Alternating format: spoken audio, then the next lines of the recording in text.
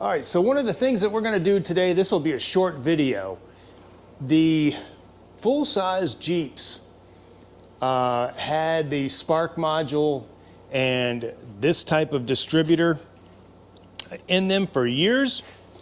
And I don't know if you're real familiar with full-size Jeeps or not, but 80% of every full-size Jeep that I've laid eyes on, and I used to recycle a lot of them, the spark box, the module, would overheat, they'd go bad and melt, and you would see epoxy running down the driver's side inner fender well.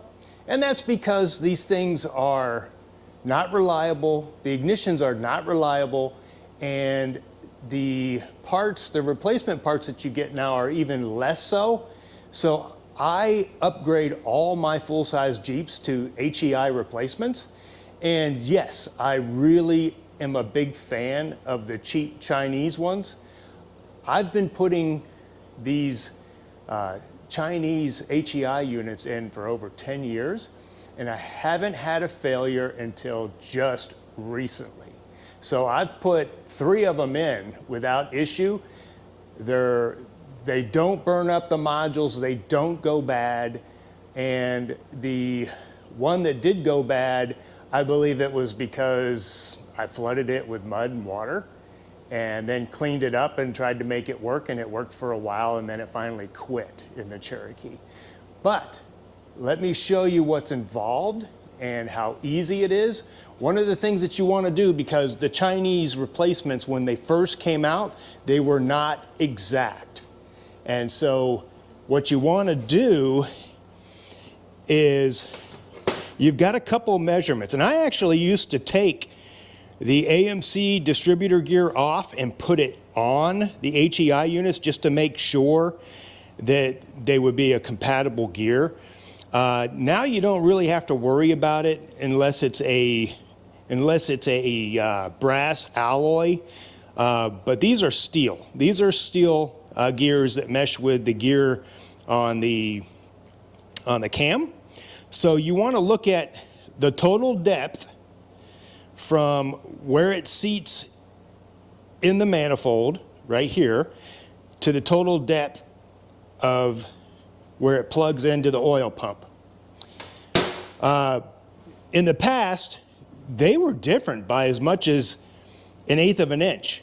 And basically what I would do is I would grind them down to make them to where they were the same. And then you also got to check the where the gear starts and finishes, and make sure that your new HEI unit matches that. And I was pleasantly surprised that all the measurements on this new one that I got from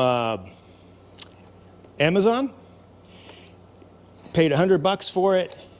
You can get them cheaper than that. The ones that I've gotten in the past were cheaper. I could get the HEI and a set of plug wires for $99. Now this one here was $99 because I felt like I was getting the better quality with the $99 instead of the cheapest HEI. But this is perfect. The gear matches, the distance between the two matches, everything matches up really well. So I won't have to do any modifications to this. I'm just going to take and put a bunch of grease on this gear when I drop it in. And the key is you want to make sure that you drop it in on top dead center, spark plug number 1. So I'll show you how to do that in the next couple seconds here. All right, so this is my oldest Chinesium HEI. Like I said, it's over 10 years old. The problem or the issues that I was having that led me to know that this was bad was when the engine was cold, it would start right up. So then on one of the message boards, I was inquiring about what would cause the issue, because I knew that the timing was pretty close. What would cause the issue with this thing? And that it would not want to crank when it was hot. And I mean, it would engage, the starter would engage, but it was like it was heavy and unable to turn the motor. So what they told me was, hey, that could be the advance on the distributor, and that can cause hard cranking because the spark is actually happening too soon and it's fighting the starter. And the trick to find out if that's the case is to pull the power wire off the coil and see if the problem goes away. Sure, it won't start, but it'll crank. And it did. I mean, even with the hot motor, when it was not wanting to crank over, if I pulled the ignition power off of there, it would start cranking. So I went back, I retimed the distributor was good, basically 12, 13 before top dead center, and then it was intermittent. So the conclusion that I came to was the contacts in here were going bad, where it plugs in. I mean, it had actually broken once before and I soldered it back, but there's a module inside here, an electronic module, and electronics do not like heat. And basically what I believe was happening was it would get hot from running, and then when you'd go to shut it off and restart, it was advancing the timing for some reason and causing it not to want to crank. So I got a replacement distributor, and on the AMCs, it's the driver's side front, which is number 1. So what we'll do is we'll put this on the top dead center to where the distributor is pointing towards the number 1 spark plug wire, and then we'll yank this thing out. Now these things have a slot in them, and they'll only go in 2 ways, either 0 degrees or 180 degrees at a time. So if I put it on the number 1 spark plug and at top dead center, and then I matched the new distributor to the same position, because I've only got 2 choices, right? Either 180 out or on 0. So I'll put it on 0, and it should start up, get me close enough to where I can time it, and then we'll be done. All right, stand by. Let me show you what's going on. All right, so I got this thing running. It seems to be close enough. At least I got the wire numbering in the right order. I filmed this once before, but I think the audio might have been off. So this is the wire that you want to pick up for your HEI hot. It's a 10 gauge wire that goes to the module. And like I said, these modules just melt. They're always failing. So basically, I picked this up, ran it over to the distributor. You can get these connections, these HEI connectors, at any parts store. And basically, I've got the vacuum advance pulled off and plugged. And once this thing gets warm, I'm going to time it. And I try to hit between 12 and 14 degrees before top dead center. And that should put us in the ballpark.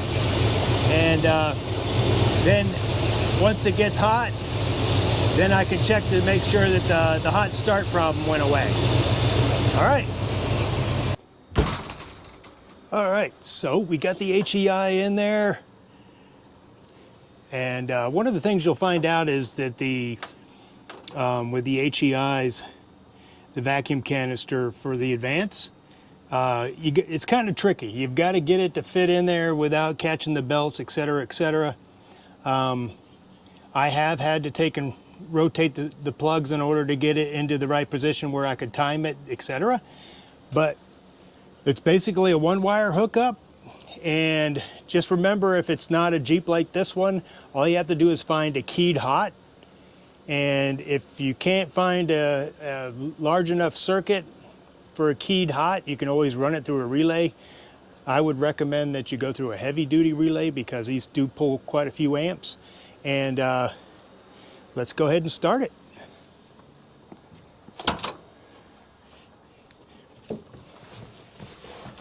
All right, let's see. Make sure I'm in neutrals.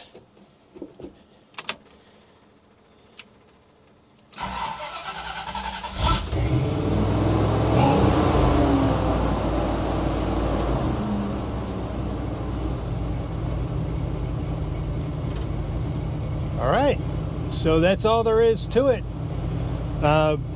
Basically a 1-wire hookup. You can get that adapter fitting at any parts store to hook up to an HEI, and a keyed hot, because you want to be able to turn it off with the ignition key, right?